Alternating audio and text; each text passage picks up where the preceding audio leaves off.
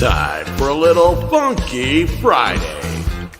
From their funky hidden headquarters, your hosts, Keith and Gary. Not Jerry. I always like that intro. It's always one of my favorites. And of course, Tom is going to be here tomorrow for Tom and Jerry. We're going to be talking about Mission Impossible, the original 1996 film, not the original series, but the original film from 96. But we love Tom. Keith is here. I see Dust Wolfen is here. And Martin is here. Deleted teeth. And here's the odd one out. Patrick is here. Probably the only non-nerd in the group. Well, I in high school I played football, and so did I. I was still a nerd, but I did competitive speaking as well. So I played all kinds of sports myself. Yeah. So Keith is with us via satellite because he's at what con are you at today? I'm at Tremendacon, the con about cons, con life, and all kinds of things. That's right. That's right, David. And I wish I could be there, but the fact is I'm done with conventions, man. I'm a germaphobe. I'm absolutely germaphobe, and I'm so tired of shaking hands and then having to wash my hands immediately afterward. You should say it like you. I'm at the con. I don't know what he said, but it sounded really sexy. Yeah, thank you very much. But how's the show this year, Keith? It's good. We're still just wrapping up. Ramping up because it is Friday, and kids are, everybody's dressing up, everybody's doing their thing, but it is a Friday. So if you know how Fridays go at cons, there's always another level to hit. And you think that it can't get bigger than Friday because a lot of people do show up on Friday, but then Saturday hits. Holy crap! That place. Where's it located at? What state? It's in Springfield, Missouri. Yep, right, the hometown of Kathleen Turner and Brad Pitt. Yeah. So. Yeah, I don't. It's like because I've worked with the Pitt family. They're nice people. Doug is great. Brad was really nice, and of course, twice while living here for the last 30 years, I ran into somebody involved with Brad. I ran into what's her name, Jennifer Aniston. She was grocery shopping, and she was on the east side of town at one of the grocery stores over there. And I ran into Angelina Jolie. And she was, I think, Christmas shopping. And I looked up, and now I got to tell you, Jennifer Aniston is approachable. You just feel like you can say, hi, how you doing? I saw Angelina Jolie, and I just about faced it, just fucking went the other direction. I did not want to run into her. I was like, oh, crap, that bitch is crazy. I had nothing to do with her. And you'll get that every once in a while here in Springfield. And John Goodman's from the area. Don Johnson's from south, a little southwest of here. Not that far. He's from Crane, small town. And, I just forgot his name. He played Al Capone in the Untouchables series in the 90s after the movie came out. Forsythe. Yeah. What's his first name? I forget. William Forsythe. Thank you. You might want to turn your volume down or something because you're doing that flutter thing with your voice, Stephen. But and I find sometimes it helps to turn the volume down slightly. It'll stop. But anyway, William Forsythe, nice guy, lives just south of town. Rob Zombie has a place here. And that's why it was no big leap when he played at the what do you call it, the center downtown. Guys with the fez hats. Shriners. Yeah. And but we have a lot of famous people from the area. I don't know, but Tremendacon's a great convention. It's put together by a very close friend of Keith's and mine, And I was part of the first one, but I'm really done. I don't know how you feel about that, Keith. My being done with conventions. I'm just done with them. You know what? I just a few weeks back celebrated about just a little over 40 years going to conventions. You know, I've been doing this for a bit, and It's about the same for me because I started in 85, 86. yeah, I started in '83. In fact, I started. I think that first weekend after Return of the Jedi opened, I had attended my first convention in Kansas City, and yeah, it's it. If you've never been to one, I tell people you got to at least go to one or two. But it's an experience, and again, it's been an experience for multiple generations of people. I go all the way back to at least 1939 with WorldCon, because WorldCon was the convention that I think really helped set the stage for how a lot of modern conventions are done. So, yeah. My second big convention was 87. Now that I think about it, that was the one that Gene Roddenberry was at. oh, And Gene got up there and was so pissed at fan reaction. Are you inside or fucking outside? Jesus Christ, dude. got a lot of wind. Sorry. We can hear it. Hey, look, it's all blowing in the wind here. Please, God, don't be you farting. But that was when Gene got up in front of everybody and defended, what's his name? Wesley Crusher. You know, used the whole Chekhov excuse. I'm sorry, who? What? Wesley, what? Shut up, Stephen. Wesley Crusher. Gene Roddenberry defended him back in 87 at the convention I was at, and he didn't like the fact that people were booing Wesley Crusher, and so he stood up and he said something, and I was just like, what? Well, you know, everybody's got their self-insert, and technically Wesley was Gene's because Wesley was named for Gene. Yep. That's Gene Roddenberry's middle name. As they refer to it in writing, he was romancing the stone by inserting him as a character. Yeah, kind of like the way KK does with certain characters.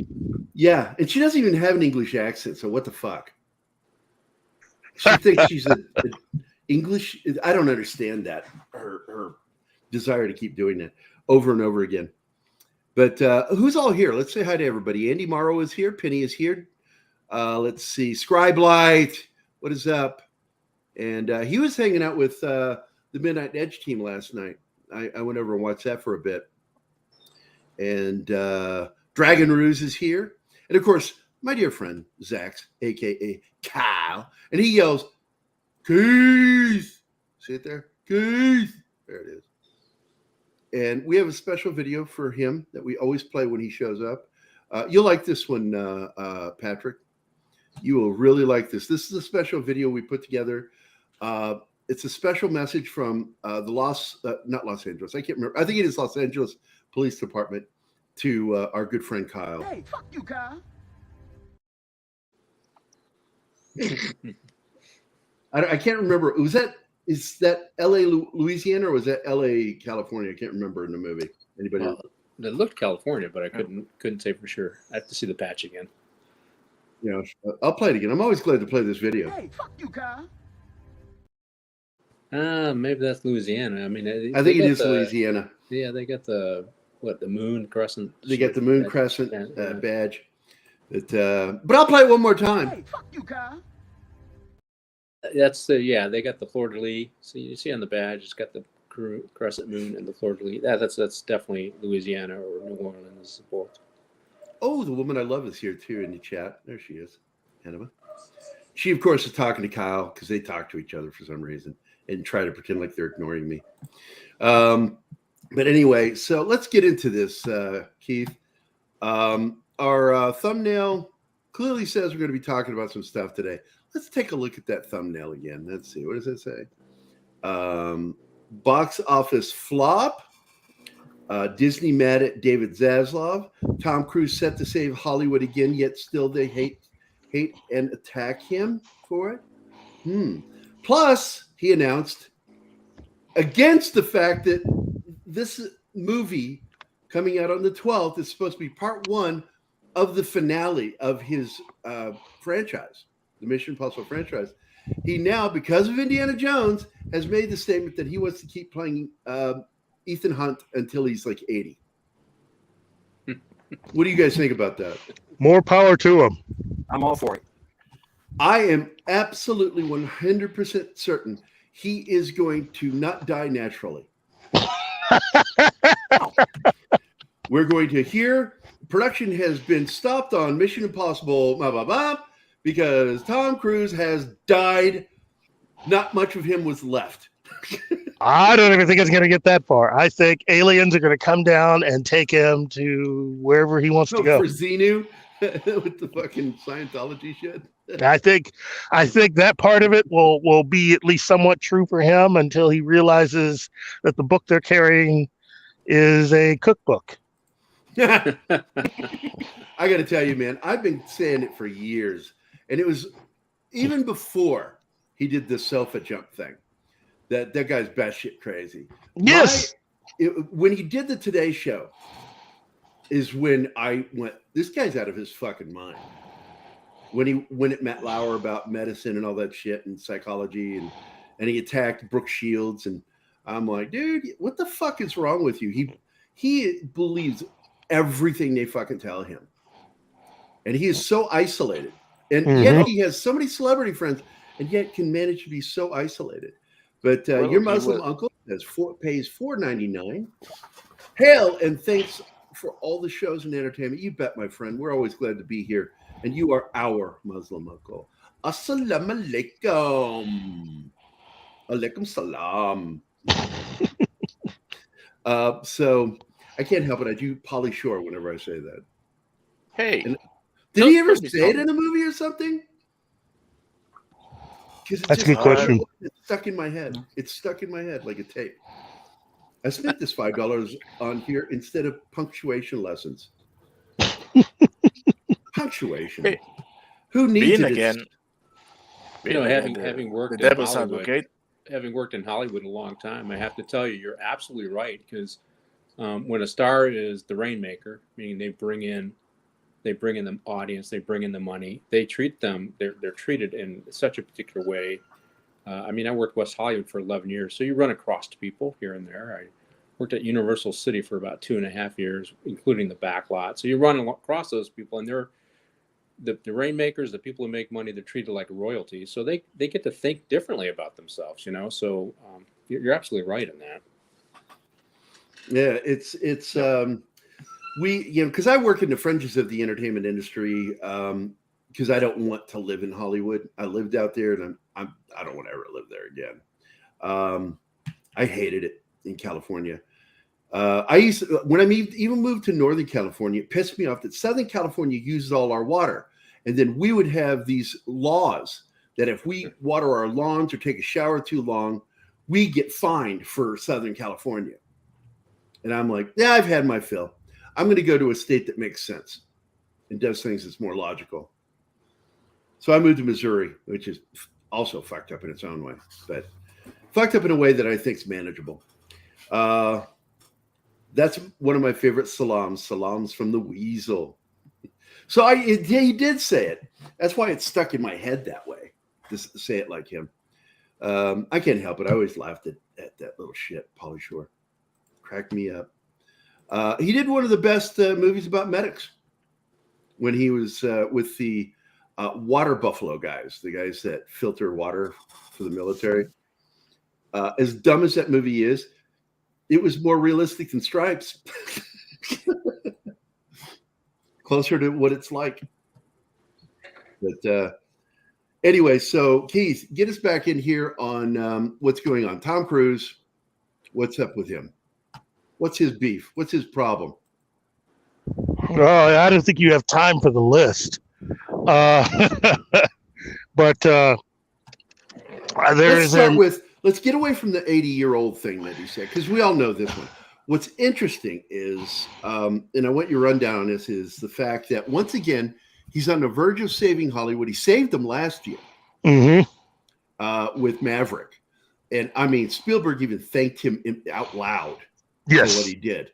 And yet, Hollywood attacks him constantly, trying to undercut him constantly. Yeah. Especially the media, but it's not just the media. It's people in Hollywood don't like him. Because, well, David Zaslav, you mean? You said Tom Cruise. David Zaslav is not a well-liked guy. No, I'm talking about Tom Cruise. Oh, okay. Because they're trying to say negative shit about him in the press. Yes. We haven't even gotten to David Zaslav. We're just talking about Tom Cruise. Yes. Because already, he's being shunned and attacked by media outlets. It's ridiculous what's going on with him. Again, he doesn't care because Miscavige has him so covered with the religion that he has. Do you think he's not even hearing about this negative press? I don't think he hears much of anything unless Miscavige wants him to hear it. That's the thing about that first documentary that they had about Scientology pretty much covers everything, I think. You have a guy who somehow made it to the top of this religion, who, depending on who you ask, may have done certain things and disappeared a few people or moved his wife people included. He may have done things, and who now has his golden goose, and that's Tom Cruise. And so he's been trying to look like Tom Cruise since the 80s. I think he has reconstructed that entire religion around Tom Cruise. Now, I really do believe that. I do too. But this guy is, look, no matter how crazy you think Tom is, it's going to take a while to wrap your head around this. I think Miscavige is worse by about 1,000. Yeah, without a doubt, he's insane. For sure. Yeah. So, and like I said, he may very well be a murderer because his wife disappeared. Nobody knows what happened to her to this day. And it seems like Florida law enforcement is afraid to investigate. FBI seems to be afraid to investigate what happened to her. See, that's the part that's what has me a little worried. This guy, as far as I can see, he's basically made his bones trying to bring in as many celebrities and other people that have money. And so they got a lot of money. I mean, that's the other thing about this religion. People may make fun of them, but, within the last 20 to 30 years, they have their own cable channel now. They're able to get out there and talk to people. Yep. We can continue to make fun of them, but I'm not saying they're making inroads, but they are definitely they definitely have now avenues to talk to a lot more people than they had in the past. So I don't know, man. I'm afraid for what's going to happen if something should happen to Miscavige. If he should happen to die or something, if he doesn't have orders. Yeah, we don't know who's taking it over. Well, no, as far as taking people out, a hit list. Ooh. I kill these people. But again, it's back to Tom Cruise. Tom really has been preaching all of this stuff about Hollywood and what you owe the fans for decades. The first time I heard him talk like that was around the time that he was putting out, Far and Away, the Ron Howard movie that he made. And there was an interview that he gave that I thought really, it was different because he wasn't there just trying to tell people, hey, this is the greatest movie in the world. He talked about the process of making the movie. He talked about how it was to work with Nicole and to work with Ron Howard. but he also slipped in there, the fact that he felt that it was his duty to make sure that the movie was as good as it could be so that people could have a good enough time to want to turn around and go back and see something else. Well, he respects, and some other directors do feel this way too.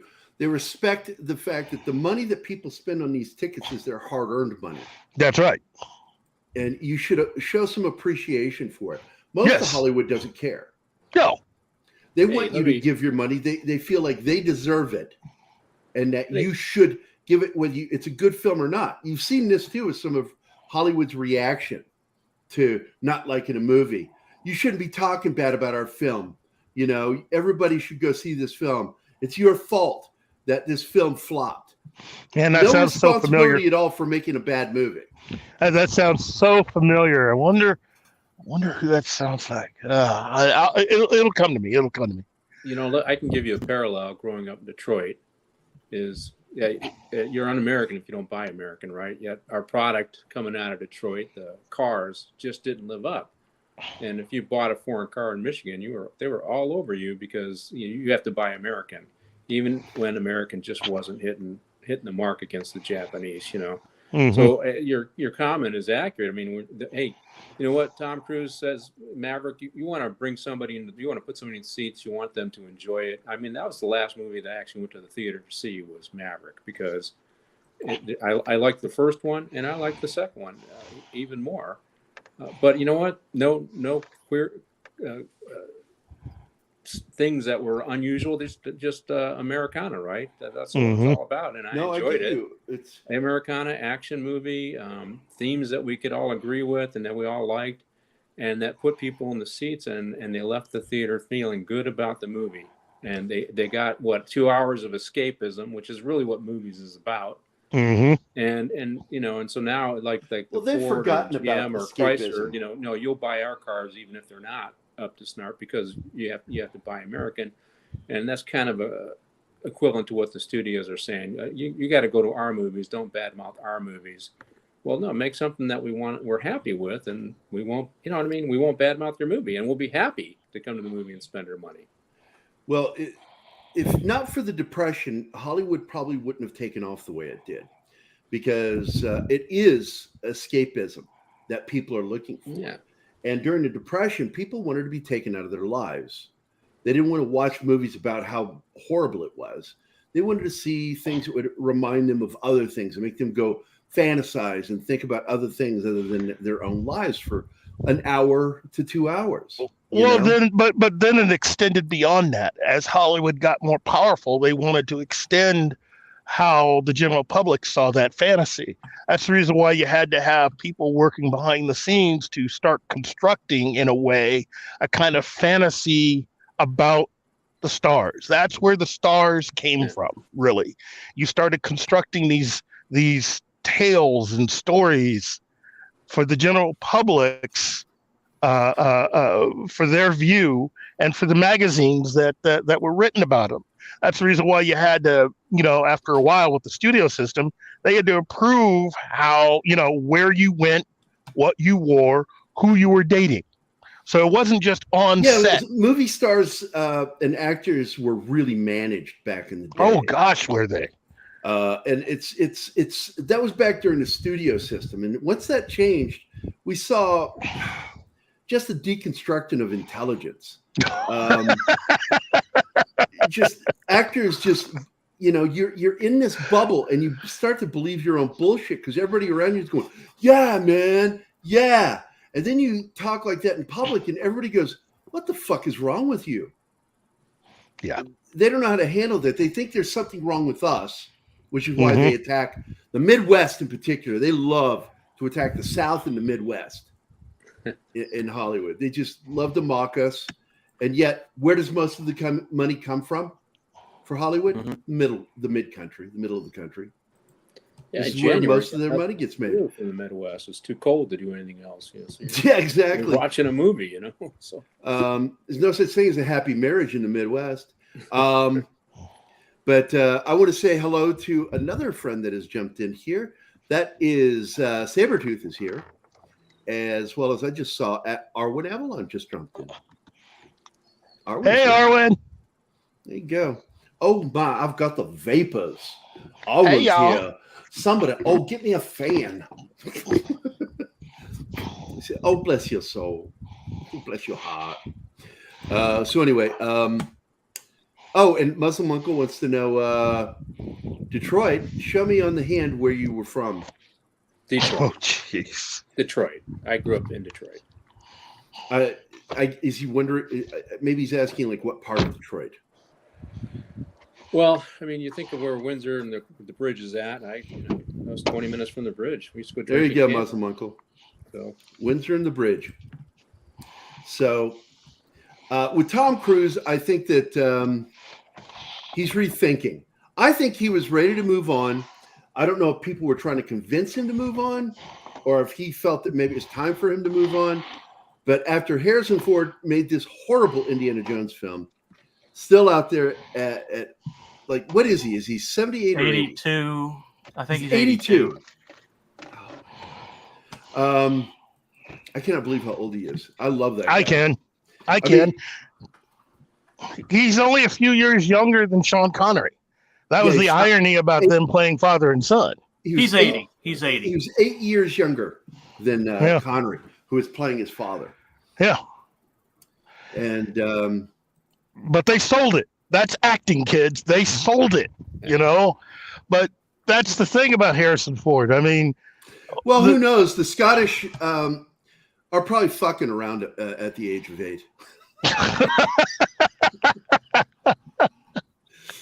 We know a few Scotsmen, so they're pretty randy. They're some gnarly people. Welcome to Scotland, where the women are scared and the sheep are more nervous. Wow. But I don't know. I mean, look, Cruise takes care of himself despite all the injuries. I think he could do it.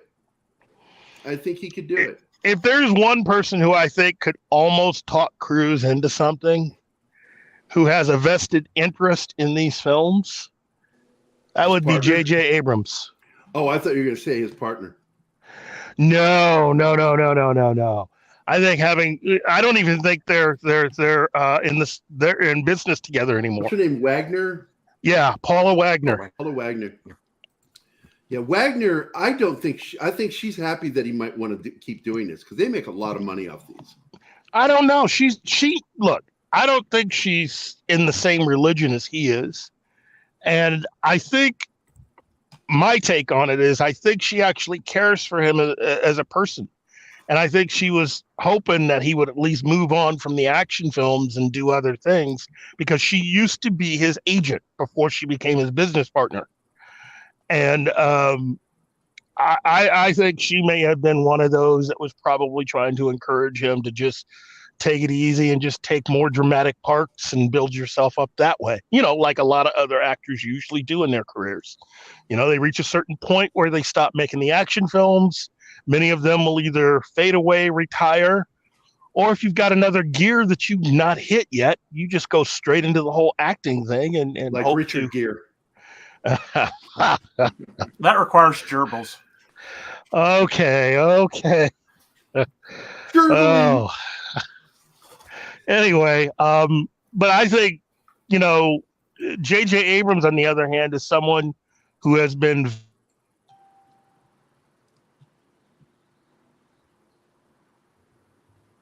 And I'm sorry, was that the correct answer? Keith? I say, old man, are you there? I think we lost Keith. He's again at Tremendicon today in Springfield, Missouri. It's a great convention. It's better than just a convention. It's an educational program. They set up things. One of the things I set up that they are going to continue doing is how to work within a movie set and learning, what each person's job on a movie set is. And the whole idea was to do a mock shoot, have a camera and everything, and show who does what and how to do it, and maybe even shoot some video doing it, where they act like they made a film. And the whole idea was for everybody to be able to take home a video. Yeah, we lost Keith. That was it. Yeah. Keith's connection died. So, but going back to this, Harrison Ford is not doing the physical acting like he used to. And I mean, he tried to do something and apparently got injured. I can't remember what it was, and they had to stop shooting the film for a few weeks. Does anybody remember that on this new film? Didn't he break a bone? I just can't remember what it was, but he got injured and they had to shut down production for a while. Then the coup kicked in and it got shut down for a while. Then they had to do a bunch of reshoots because the movie was terrible. And even after all those because it got delayed for 2 years. And when they finally release it, it's still crap. Nobody likes it. I've seen a handful of people who liked it. And they are people that in my life, I would never go for their advice on anything because they've got terrible taste in filmmaking. When even the normies don't show up for your movie, you know you've got a problem. Yep. And of course, you said we'll go ahead. The normies. And people that aren't plugged in like us. That we scour the news and the rags and the sites and stuff, and try to get all the backhand information. But the normal moviegoer doesn't do that, so they're normies. That's probably me. Normies have different priorities than we. Yes, some of them are just looking for the escapism, and don't care if it's written well. Whereas we're more discerning. I don't want to waste my time. My money matters to me, and I don't like wasting my money on films that suck. And I don't want. It's like the older I get, the more funny I am about my time and my money. And so I don't like wasting it.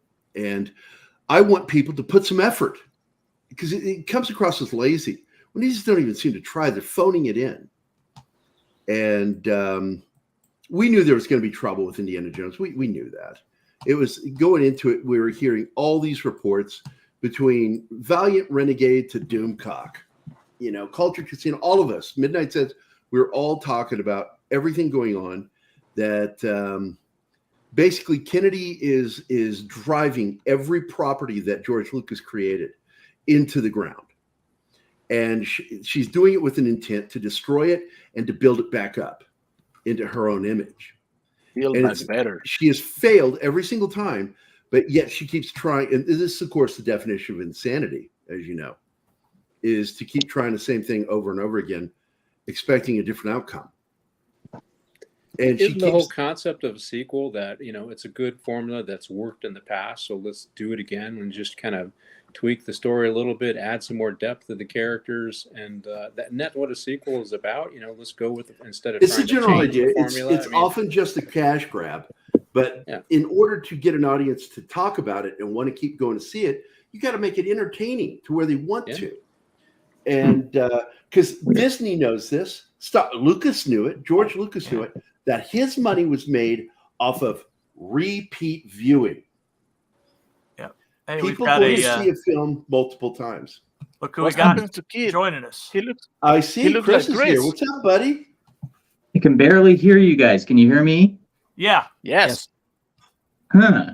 It's been a while, but now I got to be able to hear, so I don't know what the problem is. I'm going to I got to get in on this conversation. I'll be right back. I'll figure this out. Okay. We have a bridge. Oh, Gary prefers backdoor information. It's Parrot Head. I will give you this one. You didn't even try on that one, Parrot Head, but I will go ahead and give it to you. So you're going to get your video. Mostly because you don't do it very often. So I don't like it when Monkey just phones it in and just backdoor. It's like, put some effort into it, man. If I'm going to play these videos, I want to feel like you work for it. So I'm going to give you this one. Car just pulled up to the back door. There you go. Thanks a lot. So Disney harsh new reality, costly flops, creative struggles, and shrinking global box office. So far, the only film that Kennedy, two films that she did that made money was Force Awakens and Rogue One. Everything else has flopped. Yep. Which means that from the very beginning, she has been in the red and has not gotten out of the red yet with Lucasfilm. Lucasfilm, right off the top, owed so much money, $4.5 billion, and that amount has grown. And it's like the amount that is owed to what they're making is going like this. She's supposed to go like this and go beyond it, but it's just the debt keeps growing with because the exorbitant budgets on these films are ridiculous. We now hear, and I don't believe it's the final tally either, that it's close to $350 million for Indiana Jones. I think it's more than that, because they had a full year where people had to be paid where they weren't shooting because of COOF. I don't know if we'll ever get the true numbers, because the studios lie. They really do. They hide numbers. They'll say the budget, but technically marketing is part of that budget, and they never include that. They never include marketing in the budget, and it should be absolutely right there with it. We'll get disclosure from the federal government about aliens before we get the actual numbers for this movie. Yeah, right. Exactly. So Marvel is in dire straits too. They're not making money like they were. They were making money hand over fist, and now it's they're straining and struggling because Feige let go of the plan to make movies the fans want to see, and he started moving into the social politics. Was it Vicky? I don't know if she was to blame for the whole thing. I know she was part of the problem. Feige's part of the problem too. And that's why I find, Victoria Alonso and him and the other dude, I forget his name. Yeah. The three of them, screwed up and shit the bed with Phase 4. And then they turn around and make an announcement that Phase 5 is going to be so much better. And it's like, wait a minute, aren't you the same guys that fucked up Phase 4 and you're going to do Phase 5 and it's going to be better? I don't think so. I'm not buying it. I'm not buying it. I call bullshit on everything they're saying. I'm not interested in anything they're putting out. Nothing looks good. I've watched every trailer, and the only thing that looked halfway decent was Secret Invasion. But once I started watching it, I was out. I'm out. They absolutely left everything out that was important to the Secret Invasion from the comics. And then we find out the reason why, which is they were told not to read the comics. Okay, that's just stupid. It's stupid. Spider-Man is the only thing good right now, and that's still under the control of Sony. I don't know about Craven. I'm not digging it. Him having superpowers is weird to me. You gonna try again, Chris? Can you hear me? Yes. Yeah, there we go. I turned up the volume. Okay, good. I was amazed to hear that Marvel's in dire straits. I mean, I love Sultans of Swing, but yeah, that's not the answer. I see what you did there. I got that reference. Gary, I mean, you're right. And by the way, it's nice to see you guys all again. I much prefer being with you guys than at that Apple. So not that How's Apple that is going? It's going fine, but it's corporate life. Is it talking about pop culture and comic books and laughing as Disney crashes and burns? No, it's not. I'm actually technically at work right now, but it was slow, and I saw you guys were on, and I saw what you were talking about. And you should change your name and the thing there so they can't identify you. Well, So Moonlight, they can- is not, Moonlight is not his surname. Yes, it is. It's totally his surname. Yeah. You didn't know that? What? What's really funny here is Martin is like going, is it? I know his real surname.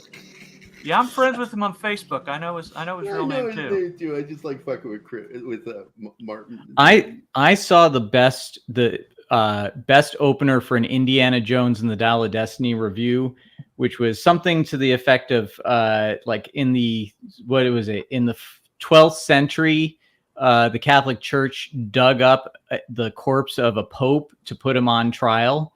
And that's what Indiana Jones and the Dial of Destiny feels like, is digging up a corpse and yelling at it for 2.5 hours.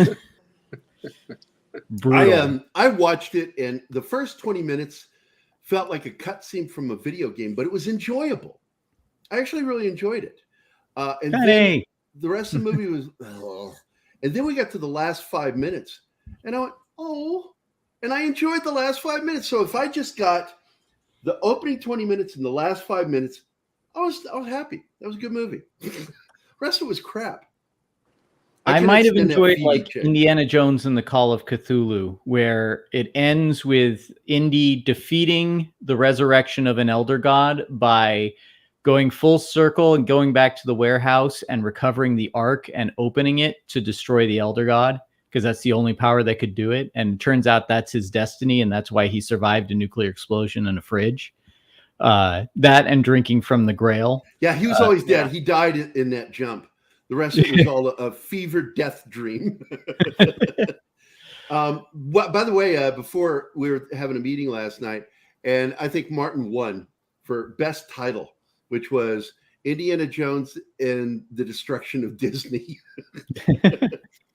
I had Indiana Jones and the Dialysis of Destiny.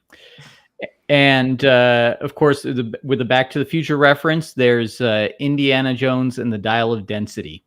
Density. Oh, mine's Indiana Jones and the diaper of dementia. Yeah, that was mine. That was Keith, I think, because mine was the Disney of Doom. Disney of Doom. I just love this. Okay, so a movie, which is essentially an indie film with Jim Caviezel that was about, the evils of child trafficking that Disney had the rights to and sat on. The producer bought it back and then took the #1 spot over indie for Disney. I mean, that's just Disney like falling flat on their face and then getting up, trying to get up and then falling flat on their face again. I mean, this is like Biden falling down the Air Force One stairs over and over again. Like, and let's face it, Universal Studios has become what Disney once was. Mario is their Mickey Mouse, and Harry Potter is their, what would that be? Their Galaxy's Edge. And they're killing it. It's just, they are. I can't, even though we've witnessed this in real time over the years, it's really hard to believe that a corporation could fail that spectacularly and not be self-aware through the years. It's not just a failure; it's a betrayal of their investors, and that's the thing that blows my mind, is how they've gotten away with this, betraying their investors like this. I just don't think that there's no investors so far that, and we're starting to see a turnaround with this, but willing to leverage their power, because everyone's looking at everyone else, wondering like who's going to make the first move. It's like, the people who in the early days of woke going full swing still would say something about it, they would get canceled. They would get smacked down. They would pay for it heavily. So everyone was afraid. And I think the same goes for the shareholders, but sooner or later, more people, the more money they lose, the more they get a little bit more leverage and bravery to have some speaking power. And now one investor starts to get a little braver. Another investor starts to go like, well, he's saying something. So, maybe I'll say. We saw the last investor call. What happened was, I absolutely do believe this happened, that they lied about what their question was. Oh, all the time. Yeah. I did see that. And what was it? Somewhere like some of the investors were coming out and going like, yeah, so what about these groomers you're supporting, from San Francisco who are literally singing, "We're coming for your children." Well, we, you could see him squirming. And I don't know, like I wish I was an Apple insider in the sense that I could say anything that's going on. I'm as clueless as you guys are in terms of, the rumors that Apple might buy Disney at some point. I think that would be fun to see. I know that Comcast is somebody that's been listed as somebody that might buy them. Yeah, let's play, instant billionaire. Like, I become an instant billionaire, you become an instant billionaire, and we decide we're going to buy Disney and, fix it. Like, how would we fix it? And my first impulse is honestly to go, okay, we're going to lower the price at the parks, even though we'll take a little bit of a loss on it per person. We won't make as much money per person. It'll still bring people back in because they can afford it again. We're going to go back to the original Star Wars for Galaxy's Edge. We're going to go back to the legacy princesses for, that. We're going to, I'd say we're going to completely apologize for everything Disney did Star Wars and just reboot it from when Disney took over, meaning that the Lucas stuff is still canon. And then I think with Disney Plus, essentially just make it like Tubi, where you can watch whatever you want on there for free. There are ads, but you don't put all the best stuff on there. You just put kind of like, the Volt stuff, like that people, That Darn Cat, or Chitty Chitty Bang Bang, those sorts of things on there that people can watch. Song of the South. Song of the South, definitely. And then you bring back the Disney Vault and you make things like special edition Blu-rays of, Cinderella or Sleeping Beauty and that sort of thing, a thing again for collectors, because everything now that Disney's done is kind of the antithesis of special. Like it used to be with Disney, they knew how to make everything feel like a major event, and you were going to get some quality. I mean, I remember taking my kids to Disneyland and just like looking at the small details of even like, how they do the little, the chain things that they, people line up along, like the little, like they design even those, like everything was quality. It's like we've gone from Disney being like Frank Sinatra to Disney being like Machine Gun Kelly. I don't know. That's just anyway, you can see I've had a lot to say since I've been away. This has been the first time. Since you're a park goer with your family, I would say that one of the things that I would read off is the sale of alcohol on the parks. That has to stop. Are they? Yeah, you know what? I think they did that at California Adventure. They didn't do that in the regular Disney park, at least the last time I went. Because I remember making the mistake of asking for a glass of wine at a restaurant at Disney because I got one at California Adventure. But yeah, there does seem to be there's a lot of, yeah. What do they call it? The pixie dusters. There's a lot of people that go to the parks, and I think because they're spending so much money, they get very entitled. And then they become a problem because, and I mean, this isn't really on Disney though. There's just a lot of, people aren't as classy as they used to be. Nope. They're certainly not as classy as Gary and Keith, who, man, I love you guys. I miss you. Love you too, buddy. Hey, I wanted to point this out. We are officially one away from 7,000 on our subscribers. Wow. Nice. We just picked up 21 since this afternoon. This morning, yeah. This morning, yeah. And that speaks to the kind of quality and care, from Gary on down to everyone that works with us. We first and foremost, we all have fun. 6,998. Look at that. So close. We got to go out and Shanghai a few people. Knock them over the head. Put their hand on there. I'll get my shillelagh. So if you're not subscribed out there and you're watching us, please give us a subscribe. We got a brand new subscriber and member this morning. Yeah. If we reach 7,000, I'll talk about AI. No, Oh, Jesus Christ. AI Chris. You know I made fun of you because you were talking about one form of AI. You weren't talking about all AI. You were just talking about one specific form of AI, and I was teasing you about that because it's like, look, there is AI that can't figure out how to tie a shoelace, but then there's that AI that won't see in public that scares the shit out of me. And the shit they worked on at the University of Illinois freaked me out. What was that computer's name? It was the inspiration for HAL, the research they were doing there at U of I. I'm sorry, Dave. I'm not allowed to talk do you remember what the name of that computer? It's got a name. I can't remember it. No, Joshua? I don't remember it.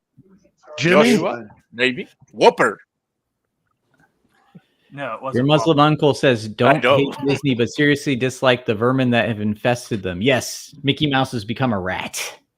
Let me reinforce what Chris said. I just took my granddaughters to Disneyland in March. And yeah, I tell you what, I got a 4-year-old granddaughter and an 8-year-old. They always want to go see the princesses. And so that traditional Disney, well, I mean, I tell you, the 4-year-old is a pistol. She's out of control. But as soon as she saw that first princess, she combed her hair, she stood up straight, and let us take a picture of her without putting her hands in front of her face.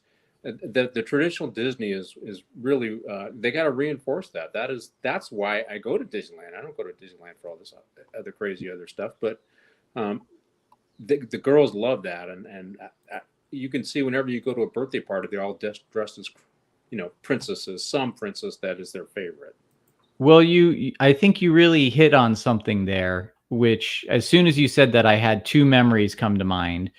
One was when it was my daughter's birthday and she was 4 years old. This was before my second daughter was born, and we took her to California Adventure, and there was the King Triton merry-go-round. And she, when you go in, it's her birthday, they give her a little button, says it's my birthday.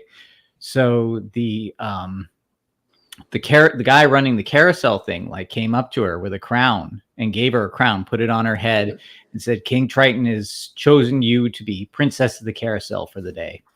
Feel a little emotional even talking about it, and then he announced it over the intercom and had everyone riding the carousel clap for her. And that is, to her, even, it wasn't just a moment for her, but as a father, it was a moment for me. And I think that's essentially that's the way to use a word that's a dirty word now, but that's how you kind of groom your future audience is, because my grandfather wanted to take me to Disneyland when I was a kid because he loved Disneyland. And it was that's a place where you make special family memories. And the other thing for me is I'm a huge Dick Van Dyke fan. I love Bert in in Mary Poppins. See what it's taking over. And just seeing Mary Poppins and a Bert, players at the park come out with the band and do all the little musical numbers. And my daughter's right there in front of it, having a great time. And I'm immersed in it, having a great time. It's making memories for families. And now Disney hasn't embraced an ideology that is all about breaking the family apart. Yeah. So they're literally antithetical to what made Disneyland special to so many people. Well, even Disney, you remember back, I'm 61, right? So I'm giving my age out there. What was on Saturday night? It was I think it was on the Peacock Network. It was Disneyland would come on. You'd see the castle, the whatever animation fireworks. Wonderful Walt Disney. Was it Saturday night? I think it's Saturday night. It was Disney. It was Disney. I thought it was Sunday. Was it Sunday? Yeah. Actually, throughout the years, it was on at different times, both Saturday and Sunday. It also depends on the network, because I think all 3 networks at one time had the Wonderful World of Disney on it. That's it. Yes. So, but that's the show. That's the show we could all watch, and we watched. Of course, there was, I live in Detroit, so there's 4 channels, 3 U.S. and 1 Canadian. So we always watch that show. And even after Walt, and this is one of the things that I really, one of my favorite pictures is me with my daughters with the Walt Disney statue behind me. Even after Walt died, they still had him come out and say hello, in archive footage. And again, Disney, what is it, the fireworks show or the parade is about to start? Ladies and gentlemen, boys and girls of all ages. It was Disney's vision that, he took his kids to like little fairs and that sort of thing. And he'd see the carnies all, with tattoos and, and he's like, well, the kids are enjoying the ride, but, you're kind of seeing the seedy stuff in the background. Yeah. He wanted to create something that was like, no, I don't want tattoos. I don't want piercings. I don't want colored hair. I want everyone to look something that was family safe. Yeah. Someplace that you. When you think about it, what he based Disneyland on is all predicated on what he grew up with when he was living in Missouri. Yeah. And to Disney's credit, by the way, the Disney Plus does have some documentaries where they like talk about. There's one called An Animated Life about I forget his name, but one of the animators that talked about like working for Disney. What was his name? I can't remember, because he was one of the animators that Disney hired personally. He was black, and when it came out, somebody was saying like Disney was anti-Semitic, Disney was racist, and this guy came out and said, "What do you mean Disney was racist? Like he made me one of the head animators when no other studio." What's that? Floyd Norman. That's it. Yeah. By the way, Razor Fist does a great video where he talks about essentially all the claims that Disney was anti-Semitic were all just drummed up propaganda from the communist rags because they were pissed at him. It was the unions that he was at war with, and it was the commies within the unions that were attacking him and started all this bullshit, being a Nazi and all this shit, and a Nazi sympathizer. All of it came out of that group. It was, what was the name of that magazine? I forget, but I know the one you're talking about. Yeah, but essentially, I mean, and this is what happens. This is proof that Disney was right, because the commies have gotten their way, if I may use that term. This is what, Harrison Ford, God bless him, he's just kind of happy to be anywhere at this point. And so he goes along with it, but he's kind of become, as far as Indiana Jones most people his age are retired, sitting on a porch, sipping tea, or in a nursing home. Yeah, I'm still relevant. He still manages to be relevant, and it sucks that they did brand damage by doing this. I mean, this is what essentially, and I hate to be one of those people that's constantly harping on Kathleen Kennedy, because I do think that the excitement that some people experience over the prospect of her being fired is a little beyond what I personally have in mind. Hold on a second, I just got to read a work message. I've always felt this way, Chris, that she should be dressed up like a white seal and sent to Newfoundland. You know what? My thing about Kathleen Kennedy goes a little something like this. When you have the reputation that she had prior to her taking over Lucasfilm, the things that have happened, I'm not talking about the hearsay. I am talking about actual business statistics, money. If she were anyone else, she would have been fired anyway. Because we brought this up the other day. One of the greatest movie executives of all time, not the, but one of the, is Robert Evans. Mm-hmm. And Robert Evans was in a constant state of fighting for his goddamn job. Mm-hmm. He would put a hit out, and they would put a hit out on him. It's like it was beyond the sanity of what have you done for me lately? Because he's in the middle of doing something for them, and they're still trying to fire him. And the thing is, if this were anyone else, they'd have been fired. I think a lot of people would agree that she should have been fired long ago. But because it's Kathleen Kennedy, because she happens to be a woman, because she has this job, and it seems like she's been quote unquote embattled since she and took knows the where job, all the dead bodies are, and has a certain particular point of view, it's like, oh well, we can't fire her. That's actually discriminatory to anyone else that has ever lost their job for less than what she has done. And I don't know if you were here when I said this before. She has only put out 2 films that made money. But here's the problem. Despite them making money, the budget grew, the debt grew, and this is where they're going, making money, and it's expanding and going even further. They have never gotten out of the red. And they've owned this company for over a decade. And you got to remember too, these franchises were built out of essentially auteurs who were given limited budgets and had to be creative with it. They understood the stories they wanted to tell. They understood how to work within these budgets and make it look amazing. Right. These people don't understand storytelling, and they don't understand any of the tricks of the trade that make, a small budget look like $1 million. Now they just keep throwing money at problems, and there was a boom where they could afford to do that. But what happened was, just like anything, just like any of the franchises we love, just like Disney, anything like that, once the innovators come in and they make it shine, then everyone who's a talentless parasite wants to latch onto it.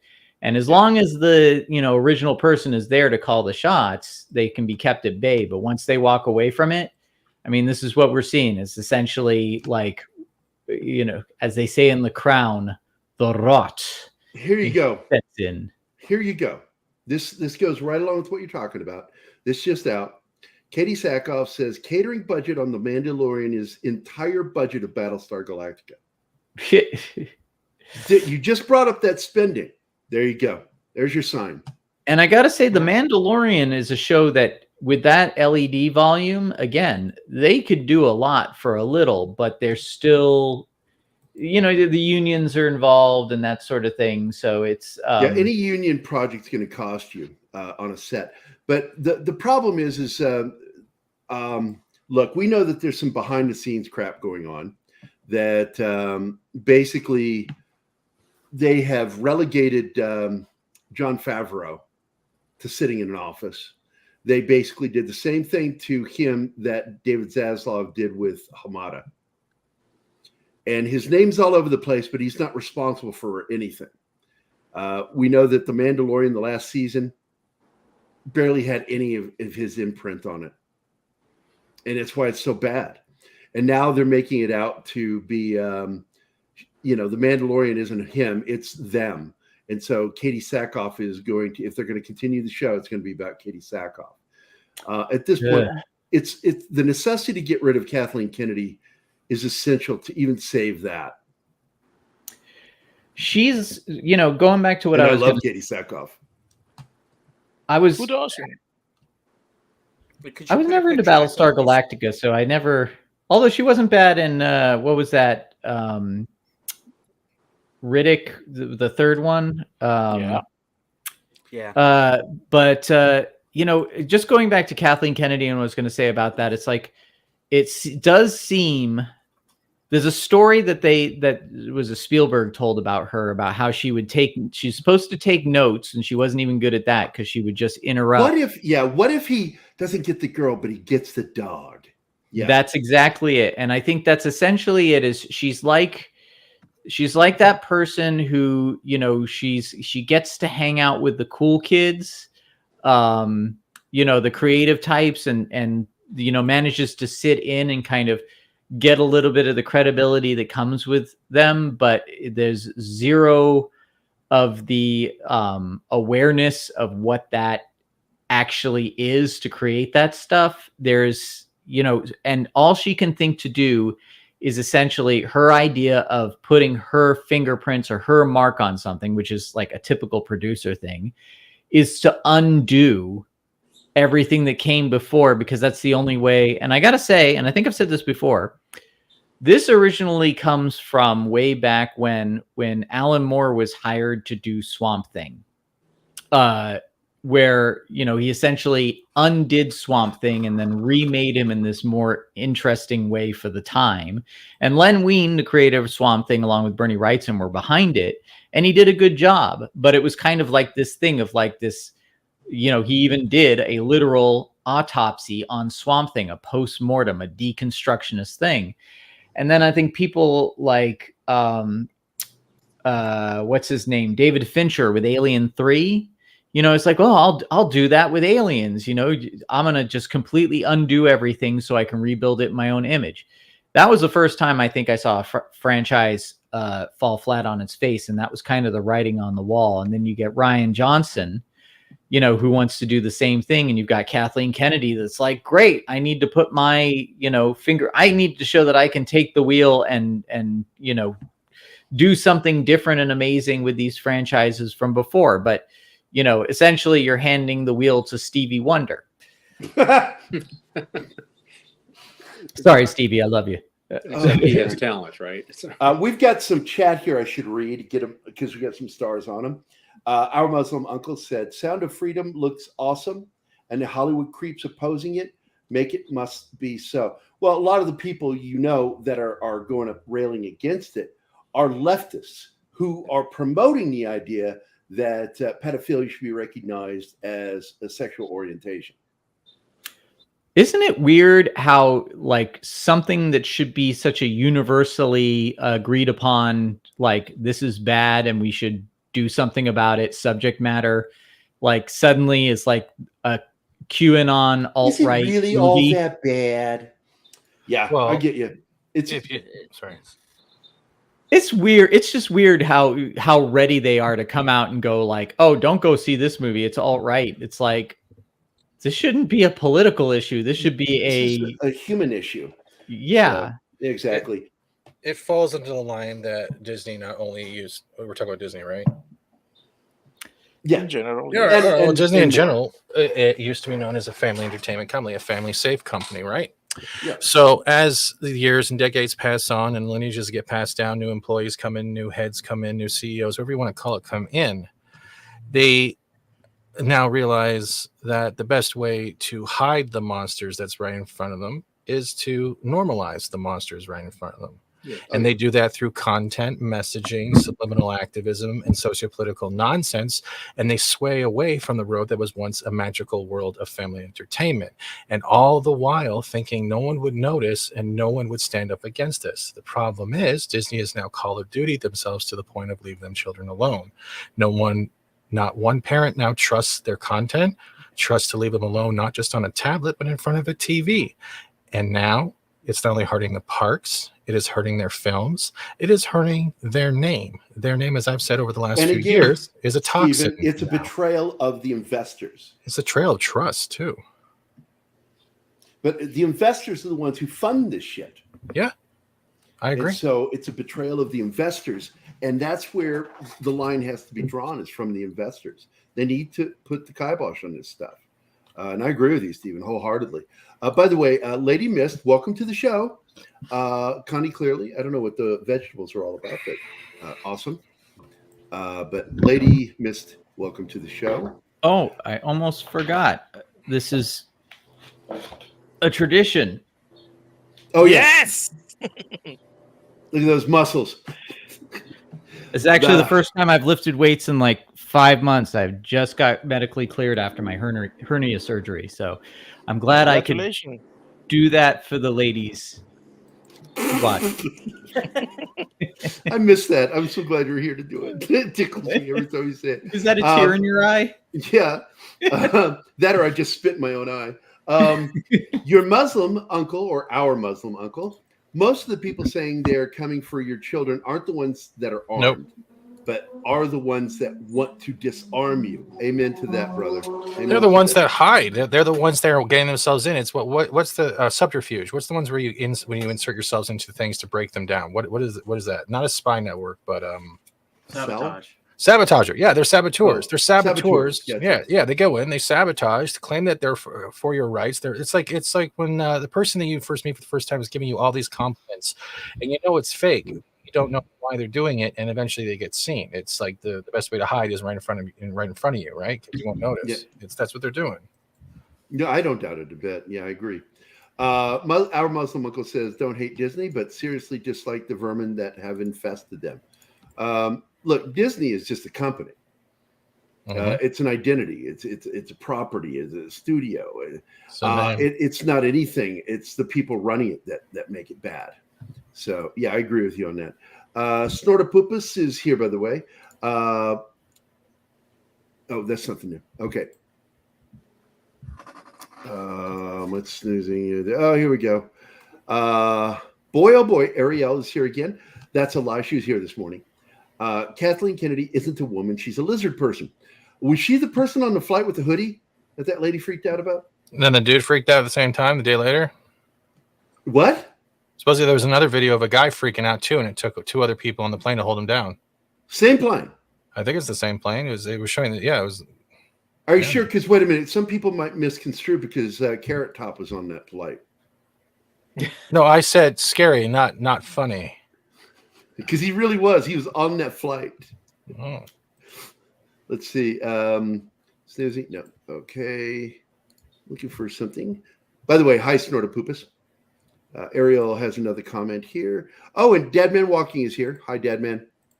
Let's see. Ariel says, could we possibly consider Lucas himself having a hand in destroying Star Wars? And oh, look, I criticized Lucas. Lucas is a big idea guy, period. He is a terrible writer. This is not just my opinion. It's a fact. He's not a good writer. He's a good storyteller. He's really good at setting up stories. He's a good skyscraper guy. Okay.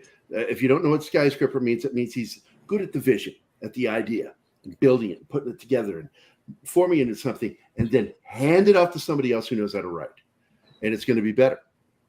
And the greatest thing he ever did was his introduction to Lawrence Kasdan, because Kasdan took what he had and turned it into some magic. It was amazing what he could do. Lucas, proof again that he can't write, is the prequel trilogy. The dialogue in that is just awful dialogue. I've heard people go, "Oh, it's really good." I said, "Are you a writer?" And they'll go, "No." And I go, "Yeah, there you go." You don't know a fucking thing about writing, and you're giving your opinion on writing. Fuck off. I know certain people get butthurt when I say that to them. If Keith were here, he would tell you, Gary doesn't care. I don't care. Because if you're going to sit up and want to play with the big boys, you better be ready to get pounded. Because Gary knows a lot about pounding on the receiving end. Who leaked that? I told people not to talk. I'm sorry. They're like dogs. Cuba says they're like dogs. They have to piss on the other dogs' trees to lay claim to them. Yeah, maybe they need shot collars. Kathleen, stop it. Bad dog. I will actually. I want to speak to that actually because it was something else I was going to bring up about the saboteurs. This is the thing about ideologues. Ideologues don't believe in. All they believe in is power.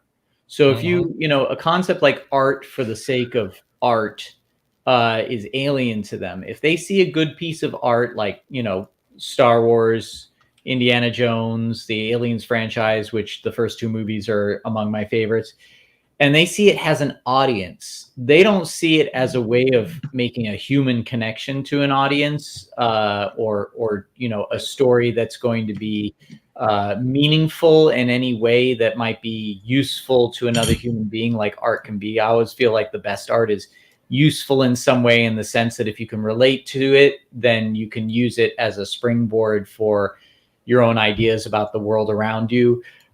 They only see something as it's popular, therefore it can be a vehicle, like a Trojan horse, for our ideology that, especially again, when it comes to kids, they want to see everything. They want the audience, but they want to see it broken down so that they can then replace it with their beliefs and infuse that into the culture. It's just about power with them. Everything for them is a power structure. They believe that there is no truth in the world. There's only power. It's just without, I use this term metaphorically. I'm not trying to get religious here, but it is satanic. This is the idea of the devil's, motive. The devil wants to get into your head, make promises to you that will make you destroy yourself so he can then walk away leaving you broken. And that's what this is. This is essentially just trying to break everything, or trying to get you to break everything. The left does something, and these are leftists. This isn't like a mixed crew. They're all leftists that are doing this. In the military, we were taught to adapt or improvise, adapt, overcome. Okay, we're trained. It's beaten into us. They're doing something very similar, which is, they're infiltrate, pollute, destroy. Infiltrate, pollute, destroy. And they're using a very similar principle, but for negative purposes. And they've been doing this for a long time. It started technically in the 50s after the HUAC hearings. And communists discovered that they couldn't take over this country the way they wanted to. And so they decided, well, we got to be more subversive. So what did they do? They began to infiltrate, pollute, and overtake college campuses. And in the 60s, it was already done. It didn't take them long.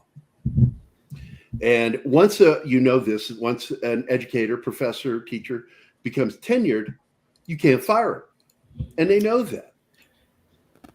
Yeah. Okay. So they stayed in there. And then they began educating young people. And these young people were altered. Okay. That's part of the process. They were altered to believe these things. And then what happens to those people? Well, as in the public education system, as those teachers that were around since the 50s got older and began to retire, which was near the end of the 80s, all these young lefty-thinking, lefty-polluted teachers began to get hired in public school systems. And that's when we saw a massive shift in this country that really did damage to young people. It was in the late 80s going into the 90s. And it's been worse since. It gets worse every year. What's that movie? My microphone fell. Sorry. Oh. Village of the or was it Village of the Damned or Children of the Damned? The first one was Village. Okay. Based off of the Dunwich Cuckoos. Yeah. It's kind of makes me think about that, where you essentially, was it that scene where they talk about the eyes and they all just repeat, the eyes are the windows to the soul. And it's like they're all in unison. And then when one of them kind of like hesitates, they all look at that one. Like, what's wrong with that one? But I will point this out, that parents used to have authority and power, and we could have stopped them. But now socialized government is taking that away from us to where we don't have any authority with our kids anymore. Well, that's they're not just the parents' children. They're our children. They're our children. Yes. Yeah. Huge. That's a very communist way of thinking. I didn't put my kids in public schools. I put them in first private, then Catholic schools. And my daughter was in Catholic school until got away from I that. met the principal of the public school in Springfield. And Springfield, Missouri was a bubble. They still prayed in school when she was in school. And so I trusted the school system. And it didn't get weird here in Springfield until she hit middle school. And that's when I started running into problems with some of her teachers. And I regretted not keeping her in Catholic school. And at that point, she fought me tooth and nail. So you don't want to And go back. finally, she acquiesced, and we did homeschooling. And then I pushed my kids to do STEM. So the interesting thing about STEM, when they went to college, they went to a technical university, both of them, and much more conservative than most of the other universities, because science is hard to pervert with ideology. Although they're working real hard to try it. Oh, they are. Oh, there's. I mean, if you look at some of the titles of some of the college papers about how what's racist this week, or what's patriarchy or something like that. What was it?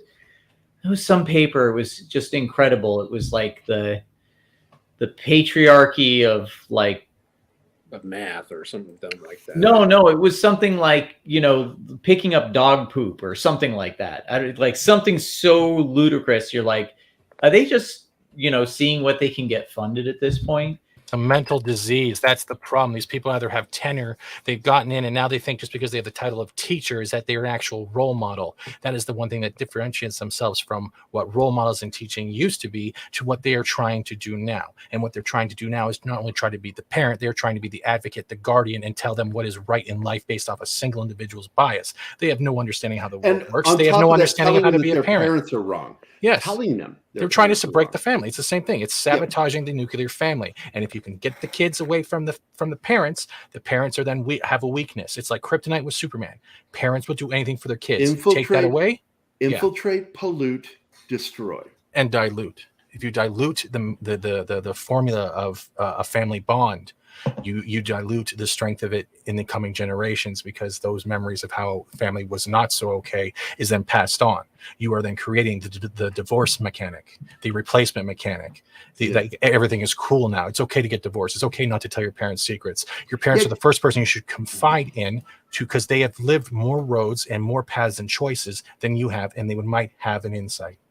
That's interesting. You brought that up. Kind of liking Steve here. Hey.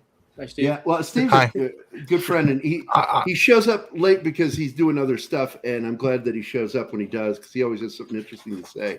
And it brings up the point. I just watched a video the other day of European husband and wife being interviewed about divorce in Europe or in America, that 50% of marriage ends in divorce here in the U.S. He goes, only there. It's not here. I mean, we have divorce, but not to the levels America has. It's divorce. People stick together through thick and thin, through the hard times here. In America, you get an argument. Next thing you know, you're divorced. I want to add something to this, and this goes back to lockdowns, and this might be my personal bias, because it comes with a comment that Chinatsky puts in, they hate the elderly. That is true. Shit, fuck Chinatsky. Well, I agree with that statement more so because he says some weird crap like last week. But the elderly thing makes sense. Let's go back to lockdowns and how they treated the elderly in homes and respites. Yeah. They literally made them look outside and say, this is your freedom gone, even though they already know they're in old age. That is the first thing you do. You kill the stories, you kill the lineage, you kill and destroy the traditional traditions. It's just traditions, like whether it's Christmas or you have this meal on Easter, or you do this or that, or your grandpa used to do this or your grandma used to do that. You literally change the memory of those people who used to share stories to, you can't remember them because all you're doing is remembering what they were through the window wasting away. That was the first step. Yeah. And that traumatized a lot of people. There's, I'll add to that, and something going back to the schools as well. First of all, there was, in my opinion, a deliberate effort to eliminate use those times as an opportunity to eliminate the elderly, because they're viewed as what would you call it? I don't know. Opposition. It's just in terms of just a liability, another burden on society's budgets that the bookkeepers can do away with. But one of the things I wanted to mention about the schools is there is a teacher at one of my daughter's schools who insisted that her class call her mom. And one of the students that is a friend of, like, same class, one of my neighbor's sons, who is actually he's a junior member of Turning Point USA, was like, "You're not my mom," and she got mad. She's like, "No, I want you to call me mom." He's like, "No, you're not my mom, and you don't have the right to ask me to call you that. You're my teacher. My mom is my mom." And it was like, since that happened, that teacher was, of course, soured against that kid. This teacher also, I've been keeping an eye on her because my daughter's in class as well. She's beloved by the students, but she says things of like, if you're trans and you don't want to tell your parents, we'll keep the secret here, that sort of thing. Or what was the other thing that really kind of, I've been keeping an eye on her about? It's eluding me now, but essentially, that was it. She has 2 sons, and one of the parents was telling me that she expressed regret that both of her sons turned out straight. It's just like, Wow. you know, what is going on in your head that, you know, you would actually want your children to choose a lifestyle that's, you know, again, if you are gay, I don't have a problem with that. But I feel like this is the part with the grooming is like, essentially, there's not an influx of a bunch of gay kids. It's just kids who are exhibiting learned behavior because they've been shown that gets them attention or that makes them feel special. It's a Pokemon card. Yeah, it's LARPing, essentially what it is. Yes. And I think that's unhealthy, that's encouraged, but it's also you know, to people who are legitimately gay, I think it's an insult to them. And you know, just to kind of not to go too far into the reads, but when I was a young punk goth kid hanging out in Hollywood, I knew some gay people that you know, would hang out in West Hollywood, and the number one thing they hated was kids coming in and like hanging out at their bars and trying to like LARP gay, and they're like, get the hell out of here, like we don't want you here. We're not a fashion accessory, you know, we don't want to deal with that. And they would like intimidate them and threaten them and get the hell out of our bar or something, you know, like we're going to beat the crap out of you. But now it's kind of just blown up, and I think that the people who are probably older and legitimately gay, like I said, are you know, probably going like, oh my God, enough of this shit. It's making us look bad. We just want the people who just want to live their lives. Meanwhile, you know, you get people who, I don't know if you get demonetized for mentioning names, but, you know, we'll just say they mutilate themselves thinking that it's going to get them special attention. And then they find out once they're on the other side of it, the reality of what they've done to themselves. And then it's too late. And again, that's what I call the devil's promise. You know, you've broken yourself and it's too late. And, you know, now, and it's irreversible. So the thing with a teacher is, the best thing I can describe it is, I don't know if it's still existing, is they're supposed to be like a guidance counselor. They're supposed to guide you through school, not to figure out a math problem, to figure out how to do English, to figure out how science is, to not press you, but make you find the comfortability in yourself to achieve things that might help you in the real life, or find the road to be, not to dictate the road you should be just because you played pretend dress up when you were 5. There is no longer the ability. They're not listening. They're dictating what they should be. Parents are treating their kids like Barbie dolls. Parents are doing this. They're no longer living vicariously through their kids, which we used to call as like, you know, the dad, we see the trope with the football team, or right, the mom with the what do you call those, the beauty pageants. It's the same crap. But now these teachers are thinking they're a higher power, which comes back to what you were saying, higher power. They're a guidance. That's it. And they don't like it. And they're taking out the miserability and their insecurity of their life and their choices, their failures, and they're making it up through these kids that they only will know for a few years. But the damage done to those kids for a few years is lifelong. And they show no retribution. They show no regret. All they think is they're doing the right thing. You know who people who do the right thing, what they sound like? You know, they sound like a cult. Yeah. They sound like a cult. Let me give you the hypocrisy of the thinking of the left on here, just to help everybody out. So when you're talking criminal justice and you're talking people who are under a certain age, let's say 18, the argument they'll make for not punishing somebody for committing a serious juvenile crime is their brains are not developed enough for them to understand what they did. So we can't hold them accountable, right? Yep. But yet on this particular thing, well, they should be able to make the decisions they want, and we can't tell their parents. We need to just support them and reaffirm them. So on one hand, they say the brains are not developed enough so that they can understand their consequences in the criminal justice system, but their brains are developed enough so that they can make life-altering decisions for themselves at 13, 14, or whatever. That's the hypocrisy. They pick and choose where they want to apply their logic, or where these kids can make their own decisions. So, I mean, for me, that's absolutely agree with you, Patrick. Thinking. Absolutely agree. Bring that out and say, well, if they can't be held accountable for shoplifting because they're 13, how can we then say, well, they know what they want, we need to give them these surgeries or affirm whatever they want? But I mean, you Patrick, either make up your mind, either they're incapable of making a decision or they're capable of making a decision. You can't have it both ways. but Patrick, you just showed a loophole in their mind think. Yeah. They're giving excuses, but then it falls on them. Then if you know if their mind isn't developed, why are you trying to develop their mind for them? You are showing that you just outwardly show that you are manipulating these people for your own personal agenda rather than guide them through where the life is supposed to go. Their road hasn't started yet. Why are you putting pit stops in them? So pretty much when that argument's used, you'd be like, okay, so you just outed yourself as a manipulator because you know. Why is your mouth even open then? Well, and having worked West Hollywood and Hollywood for a long time, so Chris, I don't know if I ever stopped you when I was working, but the thing about it, every day people get off the buses, young people to try and make it big in Hollywood. So there's a dark side to Hollywood, and as you said, Steve, earlier, they want to normalize that dark side.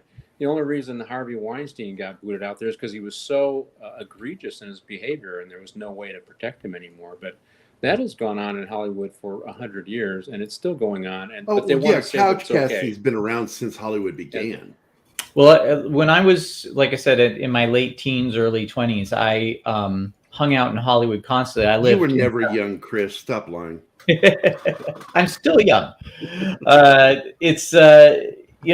lived in Thousand Oaks, which is about 40 minutes away from Hollywood, and it was where all the celebrities actually lived. Wouldn't it be funny if you actually did give him a ticket once, Patrick? Well, I live near Thousand Oaks in Calabasas now, and I worked Hollywood for like 11 years, West Hollywood. So you know everything that I'm talking about. Oh, yes, absolutely. When you talked about the goth and mixing with, when I first started there, they still had the guys with the mohawks and what do they call those? Punk rockers. Hey, did you ever go to Heidi Ho Comics in Thousand Oaks? I have not been there, no. He's not a nerd, damn it. That's where that was like my first job. But anyway, what I was going to say is, it's like I got, I never got specifically invited to like big Hollywood parties, but I knew a few people that did, and I would go with them. Right. And the behavior of these people, even for me in the goth punk scene, was shocking, and I won't even get into some of the very bold and blatant propositions that I was given and managed to slip out away from. Fortunately, I wasn't like trying an aspiring actor, where I was like, oh, if I do this, I was just like, hey, you're like, let me get back to you about that. And then I'd leave, but that it was, if you ever read The Godfather, like the book of The Godfather and what the Hollywood like gatherings were like. Yeah, they were absolutely like that. That was not an exaggeration. The way they talked, the way they behaved. It's just not, it's completely alien lifestyle to what the average American does and thinks about. And to them, I was working with Sally. I got a call one night of a noise call. It was a club, just was around for a short period of time called Fleetwood's on Santa Monica. And I can't remember the cross street, but it was more of the west end of West Hollywood. And we go there, and it was a Hollywood party, and it was loaded with people, and they were all in different states of dress. Many were not dressed at all. Some just had little pieces of clothing on. Of course, I had to walk through. So technically, states of 1,000 undress. people in this party, right? And to tell them to turn down the music because they had, it was too close to the residential district, and I had to get them to shut the windows and turn down the music. But that happens in Hollywood all the time. That kind of stuff. The gross stuff is, and I'll take precedence from when I used to do outreach work for a gay drop-in center, which is pretty much we would make breakfasts for them on certain days. We'd go out and do needle exchange, hand out sandwiches, all that stuff. We'd walk the stroll. This is for youth, anywhere from like the late teens to early 20s. So it was called the stroll, Church and Wellesley to the other side of Young Street, which is, I forget the streets, but we would do needle exchange, make sure they were fed, because you'd have these kids standing on the corner prostituting themselves. And when you were saying about their mindset is just totally out there, like Chris, when they came up to you, right, and you weren't even an actor looking for a role, the dude literally stopped his car at me. He's seeing me hold this stuff, and he's like, how much are you? I'm like, I'm doing outreach. They have no provocation. They literally just think you are a piece of meat, because like it falls back to, again, they don't live in the same world. They live in a world of selfish, devilish. So basically, you were his fetish. To a degree, yes, but I look at them and I'm like, I'm doing outreach, but it falls in the same thing. They don't see the human being that's there. They just see the next hour. And that's the way Hollywood works, and that's the way Disney is working with their films. Their 2 hours is 2 hours of how many people can we get on our side. They're trying to cause a divide by making side, and there is no side. A very good point, yeah. And I will tell you too, it's amazingly, because it seems edgy from the outside looking in. I mean, I knew a girl that was very pretty, and I was friends with her for a long time. Never a thing, but she was gorgeous, always attracted to eyes. But when I first met her, she was 17 with a fake ID, getting into these clubs. And of course, she thought she would, being in these clubs, she was just all that in a bag of chips. So, there was no talking to her. Her ego was inflated. And then there was a club, a goth industrial club. I forget what it was on. It was called Perversion. And they had different rooms. One of the rooms was like the industrial room, and there was a S&M show. And not really anything I took interest in, because fortunately I was not damaged. Not that everyone that's into that is damaged, but most part, the S&M people that I knew all had some sort of childhood trauma in some way. I got to tell you, I've met a lot of them, and that tends to be the case. Yeah. Well, one night this show got busted, and I was like, what did they get busted for? There was never any nudity or anything like that. It's like, oh, one of the girls in the show was 13. I was like, oh, really? and the guy hold up. Did you just say 13? 13, yeah. Oh my god. Jeez, dude. They're wearing like masks and hoods and lots of makeup, so I could see how the average person in a dark club wouldn't go like, is that girl 13? But at the same time, you're going like, how could you not know that if you're running that show? The guy running the show was one of the people that was busted. He was also busted for concealed weapon because he had a cane that had a sword in it, which I'm sure he thought was just fucking weirdos. Yeah, just thought it was very dapper and cool, and wasn't thinking that, like, oh, I could get a concealed weapon charge for this. But again, it's, saying this to you and I, all of you would go like, no brainer, don't do that. Right. In their world, it's, I don't know what it is. It's like I said, I was a part of the goth punk scene, not because I was like thinking I was in some perverse criminal world. I just thought it was, like anything like rock and roll. Like it's almost like a theatrical, there's a theatrical aspect of it. And that's how I always kind of approached it. I didn't ever believe I was a real vampire or, some crap like that, which of course I would run into people who did. I knew if I put in vampire fangs, they were fake. I put them in. I didn't grow them. It's like theatrics. There was an artifice to it. And then I would go back to my, job at the department store and do my thing, work on being an artist, all that stuff. But some of these people just, you're shaking your head like you understand to the extent of what my experience was. Well, I got to tell you something, Chris. This is reminiscent, and I see everybody like Arwen even was like 13. Let me post that up there. 13. Keith was like 13, and it reminds me of that question from many years ago. I was in high school, and somebody says, "Hey, Gary," I went, "What? What goes into 13 twice?" I said, "I don't know what," and he goes, "Roman Polanski." Yeah. I'm probably gonna go to hell for laughing at that joke, but that was. We're all going to hell for entertaining it. That's true. And I should say this as well. By the way, it's like when I was in Hollywood, there was some very like blue humor that, but at that, even like my friends and I like hanging out, like that was just humor. We didn't take it seriously. So when someone like I'm blocking on his name, Guardians of the Galaxy, that just took over for DC. James Gunn. Oh, James Gunn. When he, from his trauma days, making those blue tweets, it's like, yeah, I'm not going to take those seriously because I know what people joke like. Well, even before Twitter, I followed him when he had just a blog. This is back in 2005. And he's a local. He's from this region, okay, where we're at here in Missouri. And him and his brother. And he posted, this is back in 05 when he said this. This is right after Scooby-Doo hit, and he was getting some like knowledge, and people were starting to pay attention to him. So he's constantly trying to say edgy stuff that he thought was funny, but edgy. And like he told this story about him and his brother, the brother that you've seen in the movies. They were at Six Flags in St. Louis, and they were getting ready to go on a ride, and the brother was hemming and hawing. He was a little nervous to go on the ride. And this 12-year-old girl is behind both of them, says, "Stop being a pussy and get on the ride. We all want to ride today." And this really triggered James Gunn. He's like, she's my hero. But he couldn't wrap it up there. He had to go the one bridge too far and said, "I can hardly wait till that girl turns 18 so I can fuck her." James Gunn. And that that's was on his personal blog.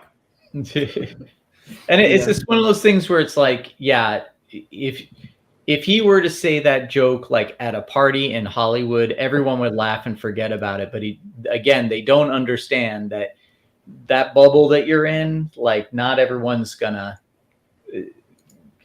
First of all, even if they did understand it's a joke, they're gonna be like, "Oh, dude, it's like just the cultures are so different."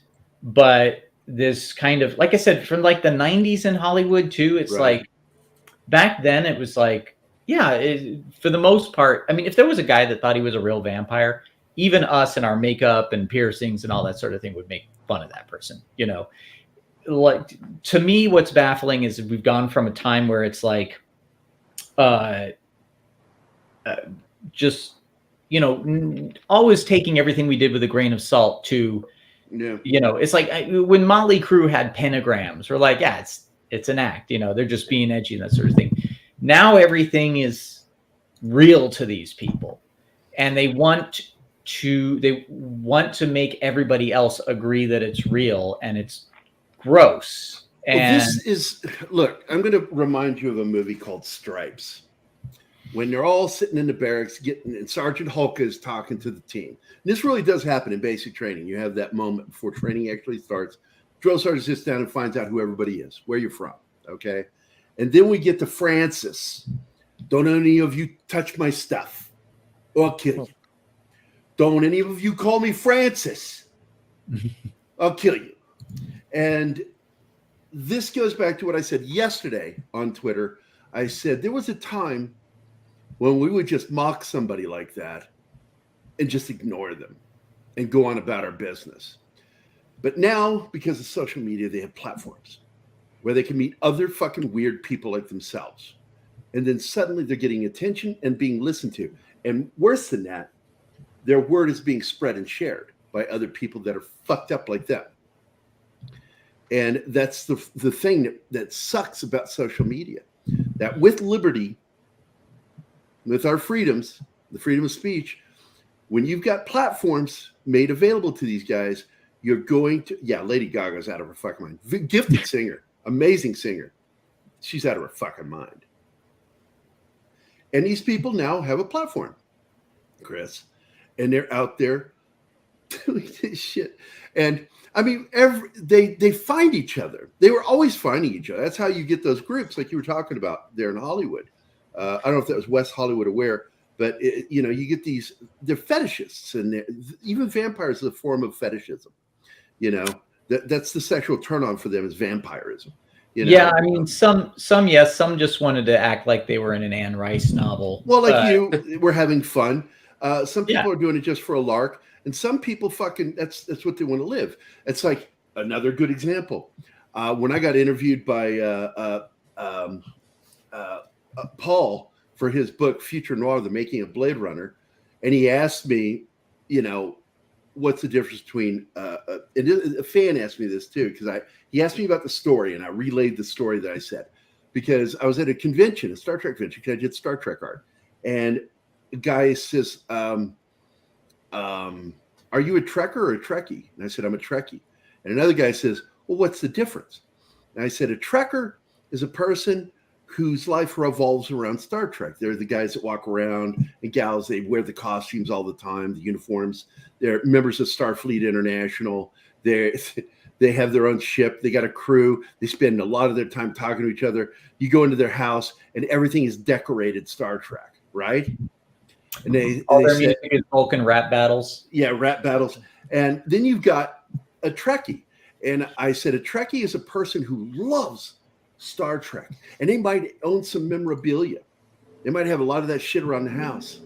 But in the end, they're a person with a life that doesn't revolve around Star Trek. They just really love Star Trek. That's the difference between a Trekkie and a Trekker. And you're describing the same kind of thing within those different groups.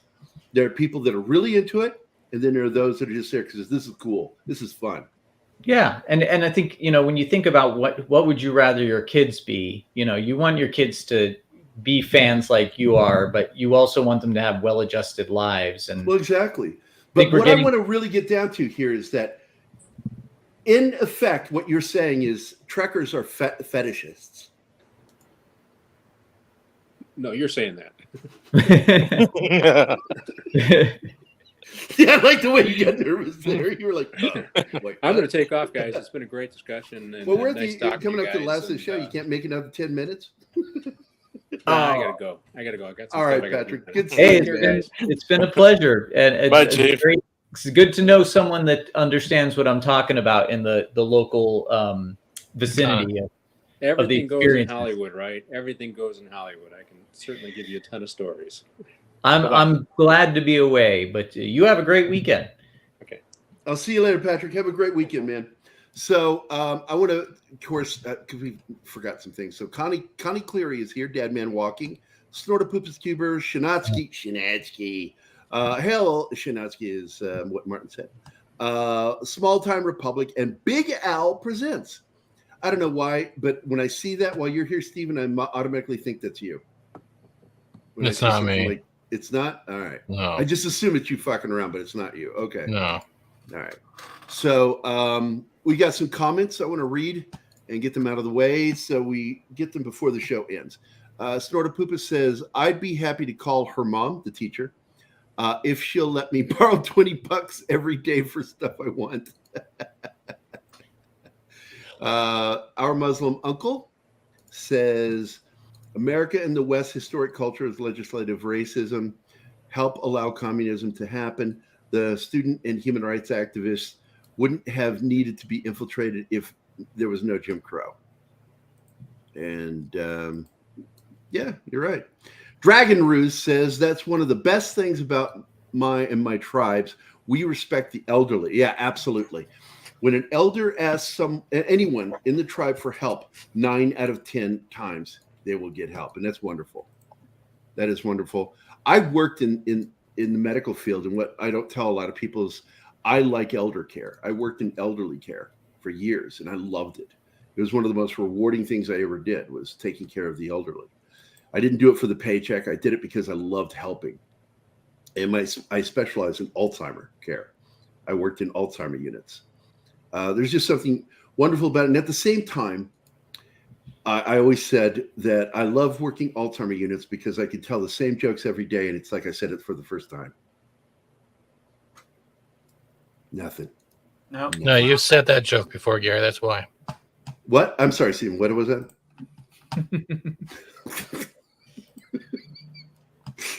You've done that before too. Can I drop my Vulcan rap battle diss on top of that joke?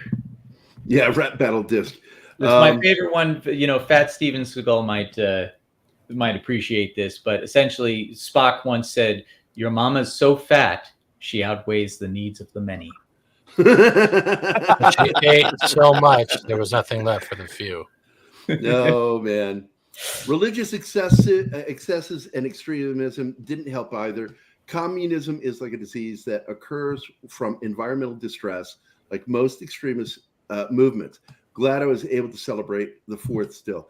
I got to tell you, it's more than that, because they are creating this. The whole climate thing it's a cult. It's not real. The science Doomsday does not cult. support it. It is a cult. Yeah, I agree. Doomsday cult. But it's there in order to destabilize. It was created to destabilize the and the other part is to take over fossil fuels.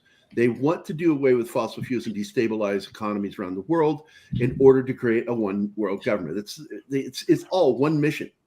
They act like this is all these different plots. It's like, no, it's one plot. There's one plot out there.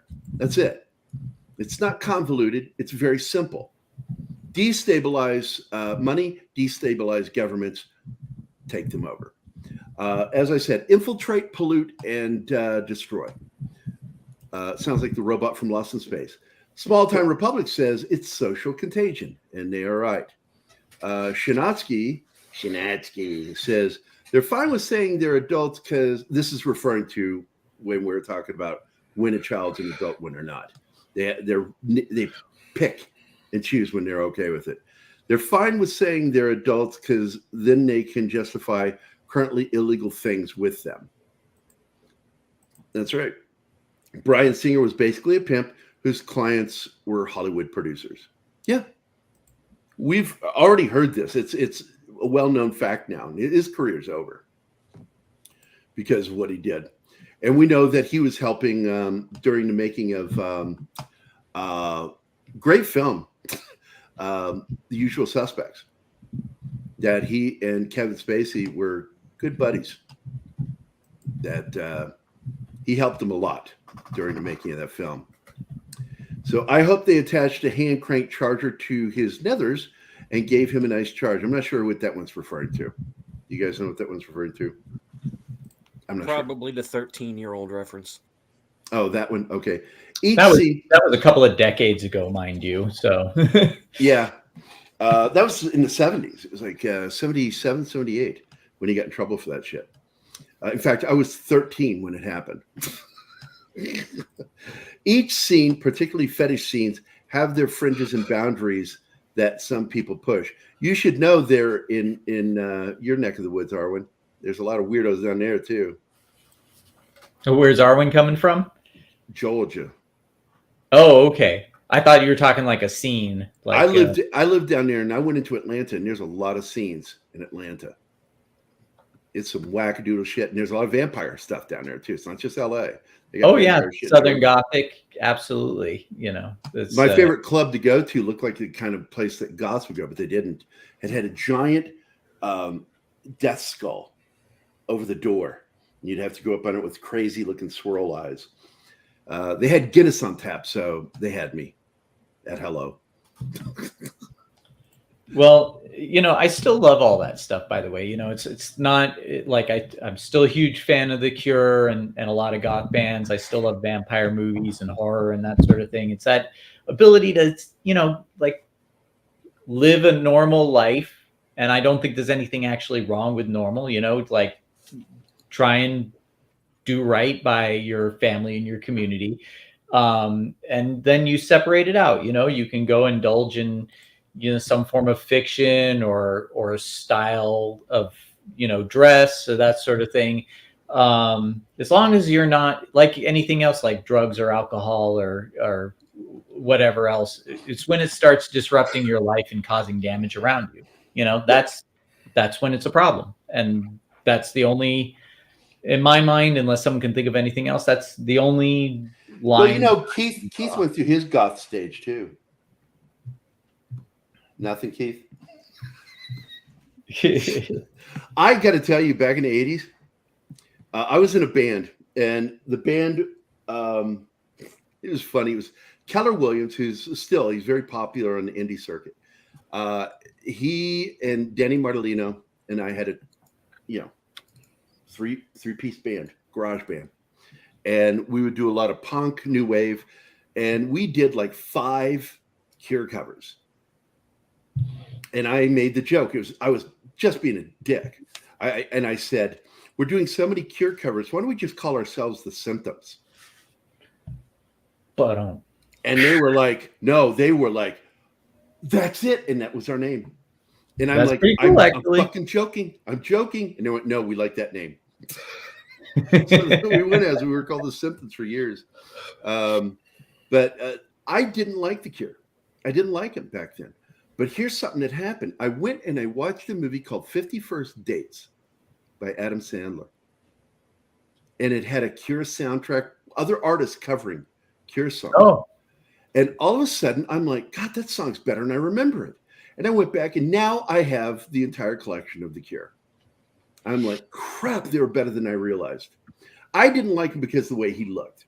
And I didn't like, because I had problems with another singer, Gwen Stefani. I don't like whiny voices. Oh, yeah. I'm not a No Doubt fan. But I will absolutely, like, I'll practically break my finger to change the station if the Red Hot Chili Peppers come on. Yeah, it's just, well, there are a couple of songs by them I really like, but most of the time, I'm not interested in them. Gwen Stefani later, when she actually started singing and stopped doing that whiny shit with her voice, I liked her. But I've gone back now, and Smith, I fucking like that band. They call them emo now, but back then we called them goth or drama freaks back in the 80s. Were you talking about The Cure or No Doubt? The Cure. The Cure? Oh, The Cure. I mean, I always thought of them as because with the goth scene, there was like not actually, like, goth music kind of came later. There were goths that listened to everything from, Alice Cooper to Nick Cave to like Morrissey, The Cure, Depeche Mode, even like the B-52s, the Cramps, going into the rockabilly territory, that sort of thing. So goth music kind of was almost like, I mean, I could be wrong, but it was almost like a, like, oh, hey, we've got this look. Let's make music that like really kind of gets more into fitting our look. I mean, there was always dark stuff, of course. Alice Cooper and The Cure always had like dark stuff, but they also had very poppy, like from synth to even The Cure would do like, a Spanish guitar number. But and in a way, like I said, that and like the comic book culture, the pop culture, that all kind of crossed over because, The Crow, Sandman, those were things that I don't think were deliberately trying to cater to goth audiences originally, but they were all kind of coming out. Like The Crow obviously was influenced by Alice Cooper, horror movies and that sort of thing. It's like there's a lot of cross-pollination. And these days, I think it almost happened too much because now everything's so cross-pollinated that we don't have like separate cliques of interests anymore. It's all kind of one mishmash of pop culture muddiness that, now wonder people like Kathleen Kennedy, and Disney and that sort of thing, to bring it all back around to that, can't grasp it because they never understood it at its roots. They were never a part of it. They just see the money, they see the platform, and they want to claim its credibility. They want to reap the reward of it, but there's not an original thought in their head, and they're not willing to bring in new auteurs or actual talent because those are the people that would immediately reveal to the world, the contrast of no talent versus talent. That's why we're not getting any real original properties anymore. They won't let that happen because that would show them for what they are. And that's all I'm going to say about that. That's it? Nothing else? Oh my God. It's so good to be back for a day. And I don't get a chance to do this. It's just a slow Friday working from home. And I saw you guys on and I'm like, my guys, my bruvs. All right, bruv. Bruvs. B-R-U-V-S. Yeah, bruvs. Here you go, guys, because I saw a couple people commenting on the drumming. Here you go. That was 1986. Look at that face. Those are fiberglass drumsticks because I kept breaking my wood drumsticks because I do a lot of rim shots. And when I hit the head of my drum, I also will hit on purpose the drum rim. And it makes a popping sound. It's really loud, and I liked it. And you see, I don't have the bottom. Also, if you look in there, you can actually see I had terry cloth against the drum head. Those are hydraulic heads. Gary says rim shot and nothing from anyone in this panel. Nothing, man, nothing. Yeah. Alice Cooper is amazing. I love Alice Cooper. Now there's a picture up above my head there. That's Keller Williams playing. He was quarterback for our high school, and that's Danny Martellino's arm right there, and that's me on the drum kit with wooden sticks, which I kept breaking with those diamond heads. My God, I would snap those things. They're expensive, man. And, yeah, I used to get a lot of drumsticks for free because of. I wish I did. It was my dad working in music, so I actually got a lot of. For a while, we had a bunch of drumsticks that were from Poison. They had like Poison printed on the side of them. Wish I would have kept one or two of those. Oh, I got to share this one too. Save image here. Save. This is Keller Williams, and go look him up sometime. Keller Williams, not the real estate agent. This is Keller Williams, singer. He's part of the string cheese incident. I don't see anything. And here he is on my drum kit down in his basement practicing, and he wanted to try my drums. It was terrible, but it was fun. I got on the guitar and I started slapping out some shit, and he goes, "You're terrible on guitar." I said, "I'm better than you on drums." He's a good guy. That was a good band. Ended because I punched him. That'll do it. Yeah, I forgot we weren't a punk band. And he's sitting in the hallway on the floor, bleeding, crying. He was actually had tears in his eyes. And Danny, the bassist, looked at me and goes, "The fuck is wrong with you? Why would you hit a hippie?" Oh, he was a hippie. Why? Yeah, would he was a hit pot smoking hippie. Absolutely. He was a Why sweetheart, wouldn't though. you hit a hippie? That's what they're there for, right? I forgot my place. And I did. I profusely, and he did forgive me. He forgave me for what I did. And we're still friends. There's more punk coming from me down the line, but I can't give it away at the moment. So, but I got to run because it's the end anyway. So War Monkey was here, aged boomer, Kappa Catania. Did I say that right? Kappa Catania. Okay. Big Al presents Small Time Republic, Shinatsky, Snortopupus Cuber, Dadman Walking, Connie Cleary, Lady Mist, Parrot Head, the Peter Vinkman fan site, also known as Vinkman's Girl, Arwen Avalon, Sabretooth, sorry, got a burp. Sabretooth Raptor, Our Muslim Uncle, Boosh McFadden, Cacho Dragon, Zax, fuck you, Zax, Dragon Ruse, Scribe Light, Anima Confuse the Love of My Life, Sound of Freedom. Oh, wait, no, that's the name of the movie. Deleted scenes, Stephen. God damn you. Penny, of course, she's awesome. And Andy Morrow. And Stephen, are you even here? You've been quiet the whole show. Yeah, you guys were talking. The other Stephen, I'm sorry. With the PH, I'm here. Stephen. Oh, okay. I know you're here, Stephen. You've had some great statements to say. Stephen, you got anything to say before we go? I'm not going to cut you off, I swear to God. Yes. Avoid Indy 5 like the plague. Go see Sound of Freedom and check out a movie called The Covenant that everybody slept on earlier in the year. I saw that movie. It's very fucking good. We did a review of it. I'm looking forward to seeing Sound of Freedom this weekend. I'm stoked about it. Anima doesn't want to watch it. I understand why she doesn't, because it's too emotional and distressing. I can't do movies like that either. Both my wife and I are that way. Oh, but of course, why shouldn't I say this? If you are in the mood for an indie low budget horror movie on Tubi, Apple TV, Amazon Prime, go watch The Quantum Terror. Quantum Terror is on Tubi. Mm-hmm. I've watched it on Tubi. In fact, I went to sleep to it one night. Don't do that. Don't do what I did. Don't. Anything that this man makes, don't go to sleep to it. You will have fucked up dreams. I'm happy to hear that. The other thing you should watch is The Silo on Apple. Look, you and Mark. Mark, I have burned through 10 episodes. Mark C with the big D. He's also promoting it. I watched. I'm on the last 2 episodes, and I've been started it yesterday. It is. You can't stop watching it. I'm gonna watch it. I'm gonna binge it, and we'll probably talk about it on one of the Fridays after we're done with.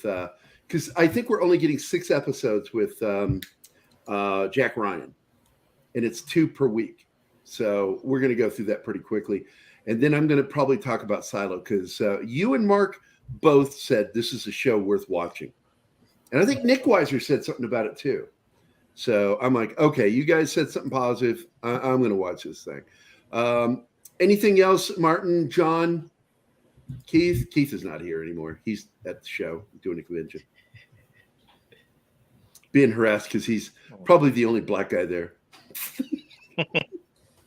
Well, I'm sure Hawk's there too. Oh, that's right. Hawk Holman. Yeah, he's there. So, yeah. Hey, for old that's the only time's thing I sake, miss not doing is fuck with Hawk Holman. for old time's I would like sake, to can I get my say- old sign off?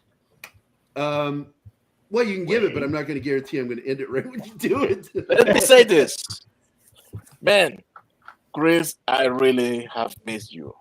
I missed you guys too. So good to have you here, man. Oh, thank you so much. I'm glad to hear that because I think about you guys a lot, and there's a lot I of gotta days tell I'm you, working on. Chris, I'd rather be on pop It culture. is Minefield. really, really okay that you're here. I got a question. When you're thinking about us, what are we wearing? Oh, I love you, buddy. Great show. Glad everybody was here. Hope everybody enjoyed watching the show. Oh, that's right. Zach's is the other one. You were the other one that was pushing it too. And so I'm going to watch it this weekend. I'm going to watch it. So don't forget tomorrow, Tom and Jerry, we're going to be doing Mission Impossible 1996 with Tom Cruise. Not as many stunts in it as he's gotten to be known for, but there's a couple of really good ones in there that he pulled off. So we're going to be watching that tomorrow and talking about it and doing a little behind the scenes talk. So join Tom, Connors, and me tomorrow. And Keith might be there too. I don't know. He's doing the convention, so it's hard to tell. War Monkey is here. All right. Now I feel like I can have a fight. We got a War Monkey here. All right, guys. All right, one more thing. Oh, yeah, man. What? Since Keith did answer yes, and it looks like it might happen, we'll be probably bringing back Babylon 5 Mondays sometime. We were just talking about that this morning, going, you guys really need to bring it back. Really, now available on Tubi. Really need to. I own the whole series on MP4, but yeah. I have yet to watch it, and people keep telling me I got to do it. It just showed up on Tubi, so I put it on my watch list. Yeah, and when we know when we come back, I will have the panel and everything set up. Thank you for letting me share that. You bet, buddy. All right, guys, have a good Friday, and we'll see you tomorrow for Tom and Jerry. Bye, See guys. you next Tuesday. Those sons of bitches. Ma, I'm doing a show.